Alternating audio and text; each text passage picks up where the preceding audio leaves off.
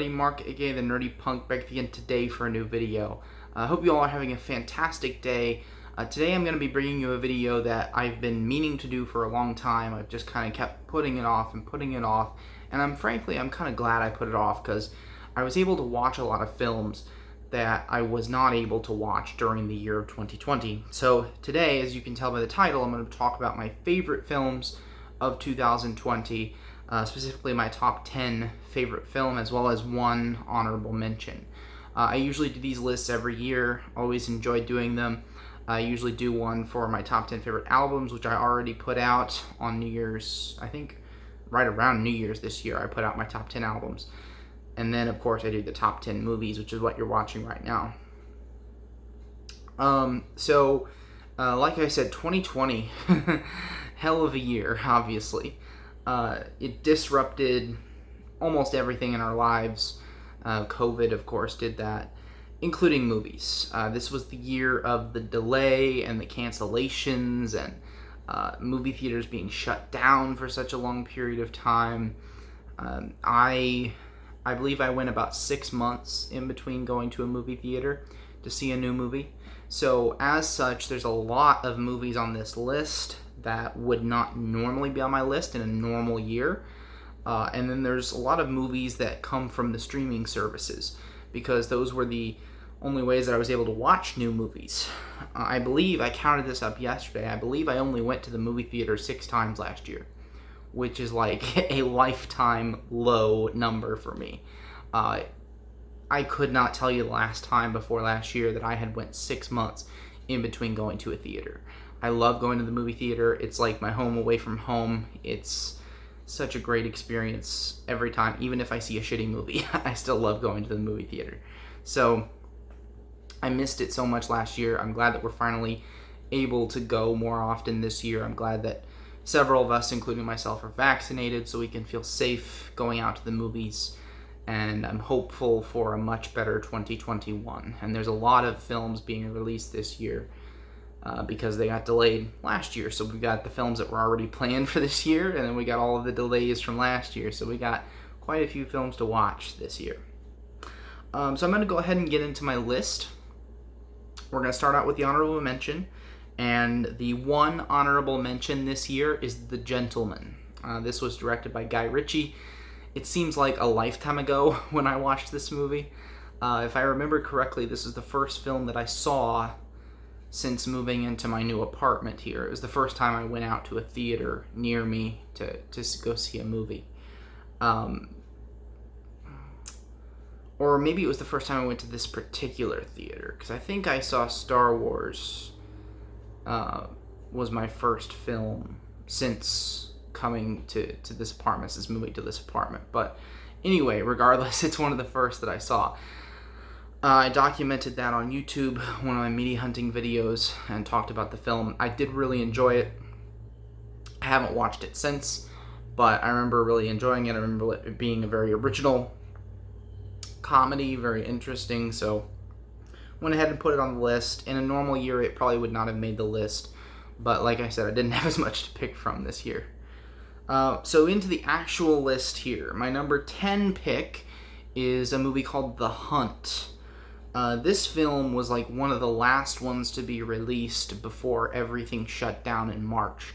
And I didn't actually get to see it in a theater, but I bought the Blu-ray, was able to watch it during the summertime this year.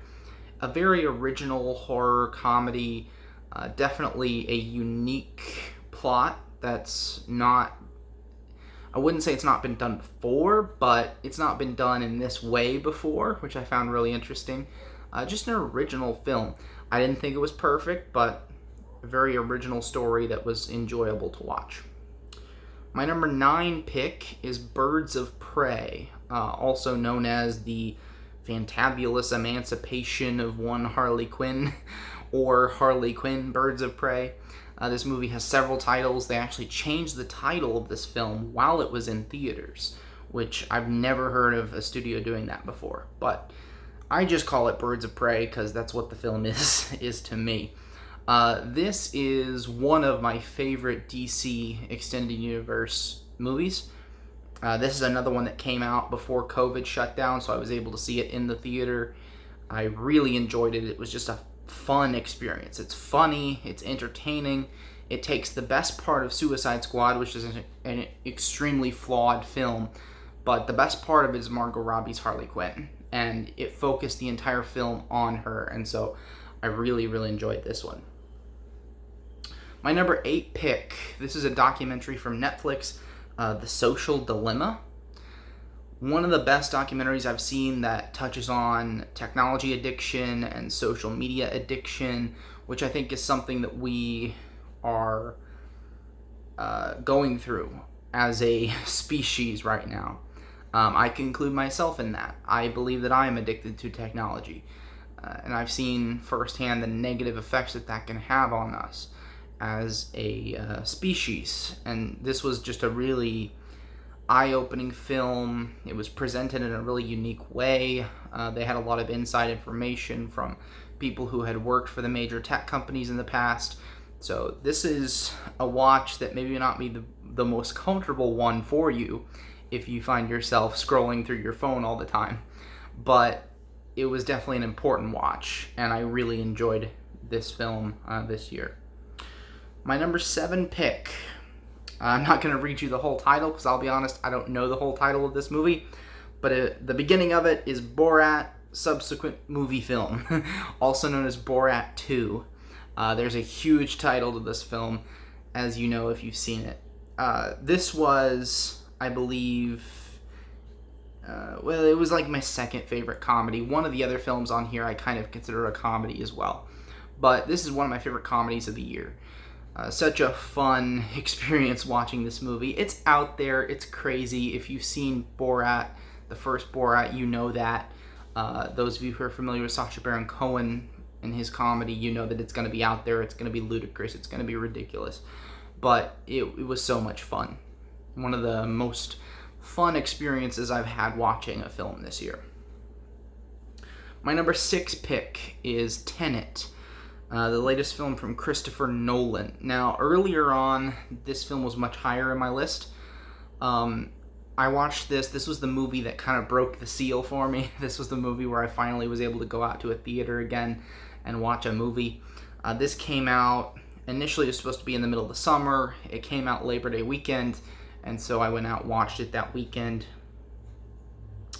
I enjoyed this film, but it has a lot of problems in terms of plot and things not making sense, the story being incredibly hard to follow, the story being hard to invest in. Now, I should say I have not watched this film since the theaters. I bought the Blu-ray, which I think I actually have right over here. But anyway, I bought the Blu-ray. I still haven't watched it. I'm not finding myself having the urge to revisit it very often. It's a really good spy thriller, and the film looks beautiful, beautifully shot, as all Christopher Nolan movies are. I really enjoyed some of the performances, but it didn't grab me as much as I wish it would. The first viewing, I was just really, I'm finding it hard to describe, but I was just really mystified by the film. That's not the word I was looking for, but that'll do. I was very confused by the film, and it occupied a lot of space in my brain, which I really enjoyed. I love films that you have to think about to understand, but this one I just feel like is too messy, too convoluted. But again, not a whole lot to pick from this year. I still think because of the beauty of it, because of the interestingness of the story, of the concept, it's one of my favorites of the year. But not near the top like I had wished it would. Number 5. This is where we get to the really exceptional films, in my opinion. These 5 are all fantastic films that I recommend each and every one of you go watch. The first one is The Trial of the Chicago 7. This is written and directed by Aaron Sorkin. Such a fantastic movie. It's a true story. It's about the 1968 DNC riots, where, for those of you who are not historians, who do not know about this event, this is one of my favorite things to study, the 60s in particular in history. And so in 1968, You have a whole lot going on in the United States. You have civil rights, you have Vietnam, you have the anti-war protests, you have the counterculture, etc., etc.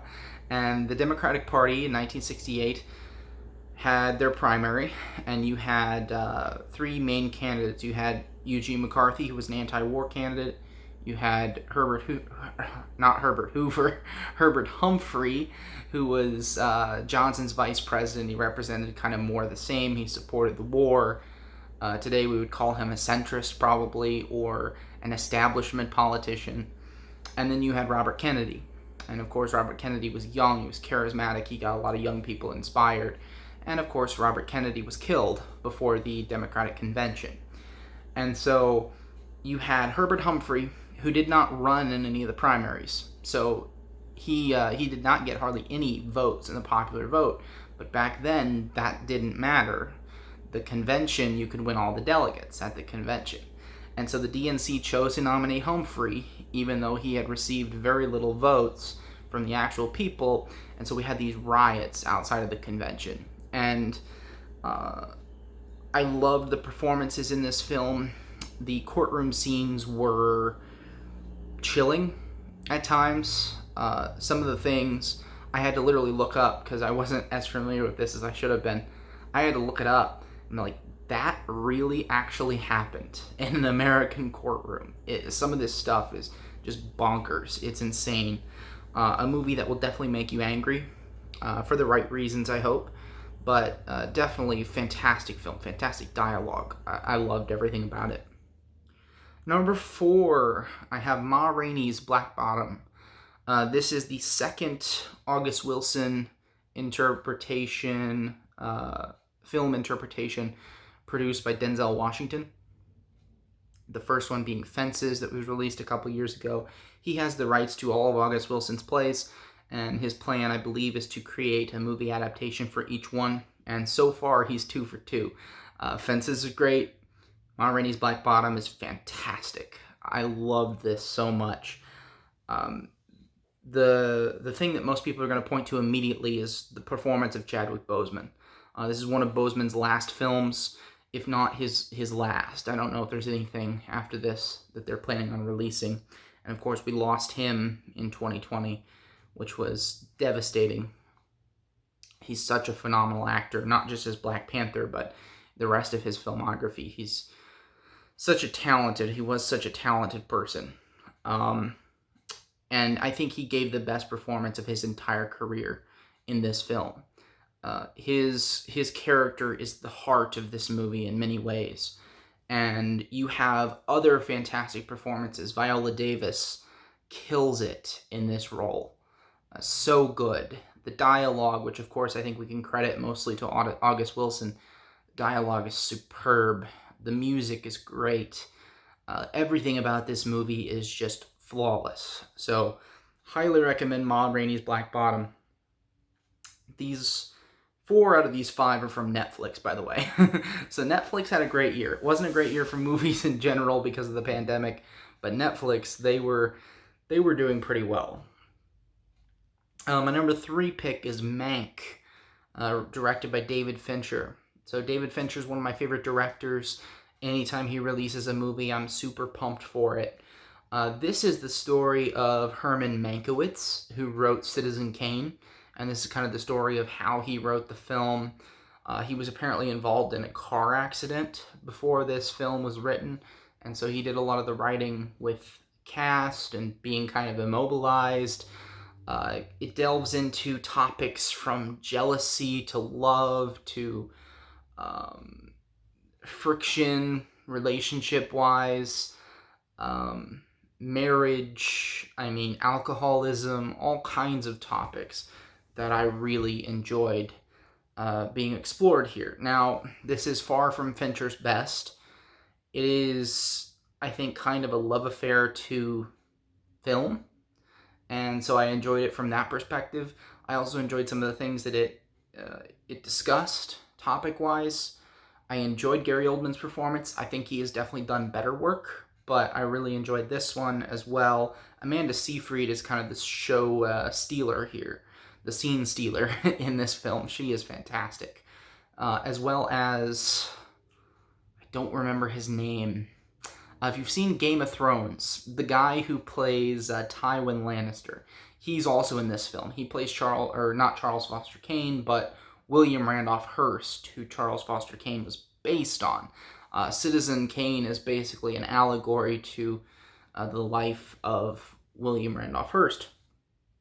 And so the guy who plays him was also fantastic. He's another scene stealer in this film. So not one of Fincher's best, but still a really solid film, and I do think he deserves a Best Director nomination, if not a victory at the Oscars. I know he was nominated. Speaking of a director who was nominated at the Oscars, my number 2 pick is Another Round, also called, I believe, Druk in the original Danish title. This is a film from Thomas Vinterberg, who I was not familiar with up until watching this film, but I had heard really good things. I had seen this film on a lot of YouTubers' top 10 lists, and the premise of this film really intrigued me. It's about 4 high school teachers who come up with this plan to try to maintain a level of intoxication. So they come up with this theory that some sort of philosopher had created in the past, that human beings were born with a 0.05% deficit in blood alcohol content.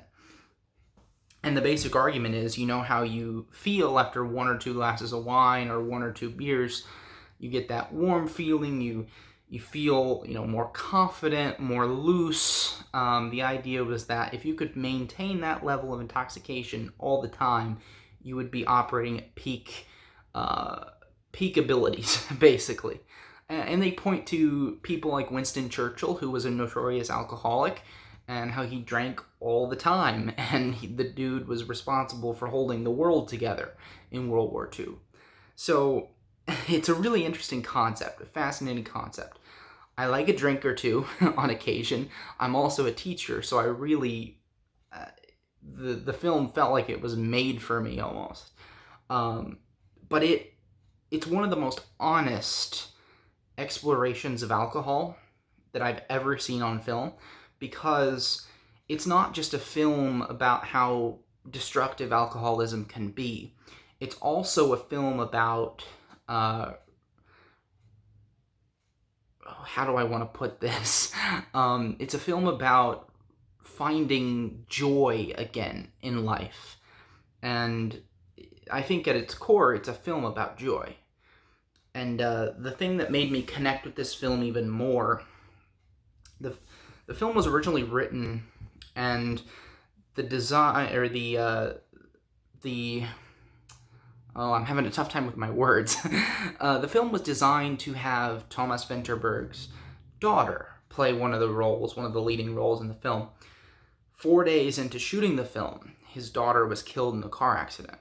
And just learning how he went about making this film after such unbelievable tragedy really made me connect with it even more, because it is this expression of joy and love of life that reflects his own personal tragedy, and that just made the film even more fantastic.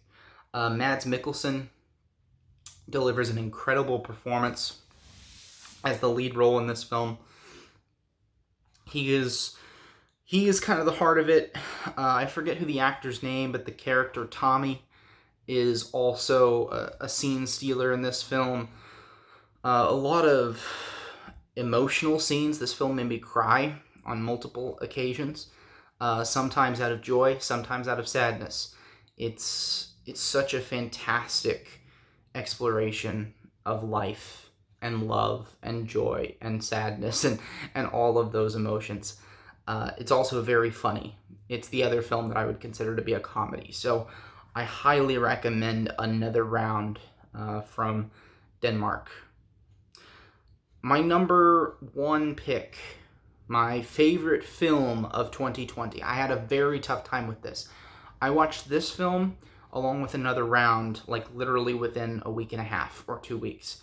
And they instantly became number 1 and number 2. So my number 1 movie of 2020 is I'm Thinking of Ending Things, from director Charlie Kaufman, also from Netflix. This is a very polarizing pick. If you've seen any of Charlie Kaufman's work, you usually either love him or you hate him. A lot of people view his work as very pretentious, very art house, very self-serving. You hear that a lot. Boring a lot of the time. I haven't really seen any of his other films, so I can't attest for those. But I was interested in the concept of this film, with it just being so very vague. I knew it was going to be a film that had a deeper meaning, and holy hell was I right.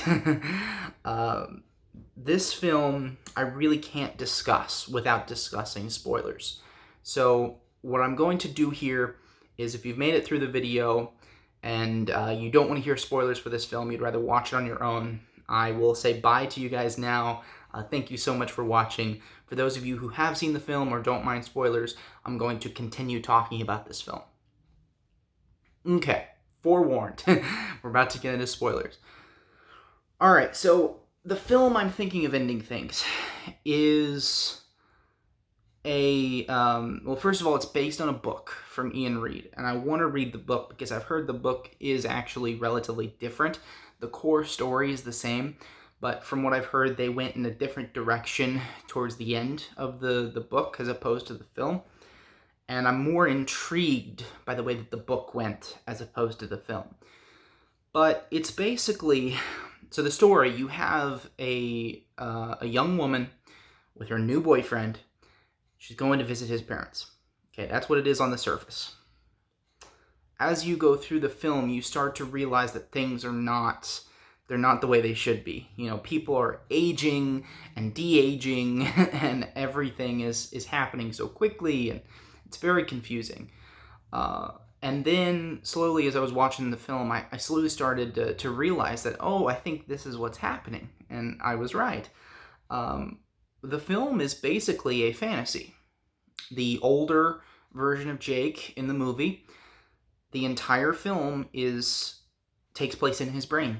It's a fantasy of what he thought his life could have been had one or two things gone differently.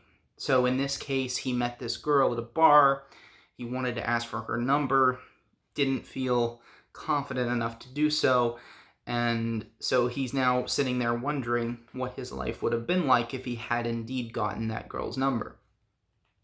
And I am so fascinated by that concept. I related to it way too hard. I don't know what it is about me. I'm sure you guys do this as well. I find myself daydreaming a lot. I've had very similar daydreams. I'll develop, I don't even know if I'd want to call it a crush, but, I'll develop feelings for somebody and I'll have these really vivid, daydreams about what life could be like with them. And so I really connected with the film on that level.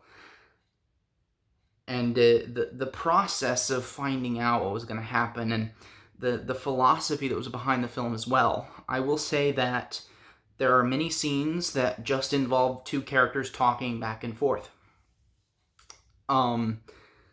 Many people are going to think that those scenes are boring, and I will agree they're not the most exciting thing that I've seen on film this year.